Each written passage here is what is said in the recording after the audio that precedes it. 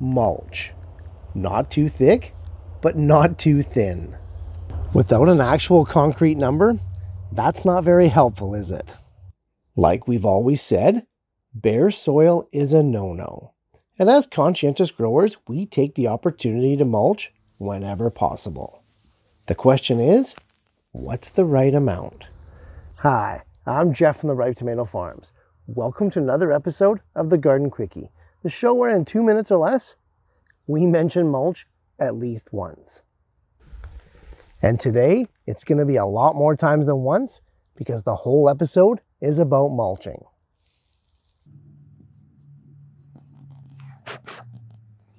Mulching thickness to be exact. Time short as it always is, so let's get into it. As we well know, mulch is the single most important protective barrier for your precious topsoil, eliminating erosion, drought, weed colonization, and extreme temperatures. The question is never should we mulch, but rather how much we should mulch with. And the answer to that is, well, it depends.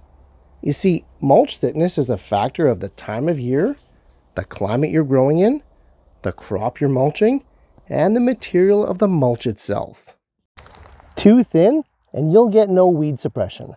They'll just poke through no problem. But too thick, and you run the risk of choking out the main crop, which of course we don't want.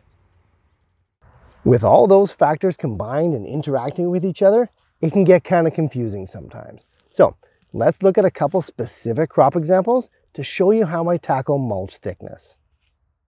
First, at the one end of the scale, we have your direct seeded crops, things like beets and carrots. While these guys definitely benefit from a mulch, it has to be light and it has to be thin. Otherwise, those young seedlings are not going to be able to punch through once they germinate. So, max a ½ inch thick, sometimes even less. Moving up, but staying with our direct seeded crops, we have things like radishes and peas. Now, these guys can punch through much thicker mulches, upwards of an inch or so. Right away, even though we're staying in the same category of crops, we can already start to see a variability in mulch thickness.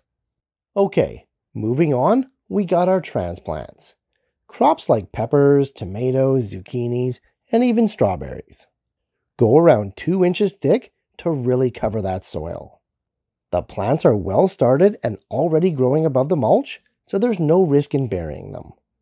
Having said that though, the material can also affect the thickness. On the one hand, you have straw, and it's great because it's light, airy, and fully structured. But when you use something like wet grass clippings, even though it's a great mulch, it can clump when you get into higher quantities. So much so that you may have to dial back the thickness or at least stagger the applications. Know what you'll never have to dial back though? Watching more episodes of the Garden Quickie. Thanks for watching, guys. And hey, if Garden Quickies are your thing, be sure to click on this playlist here as we explore and solve more growing issues in 2 minutes or less.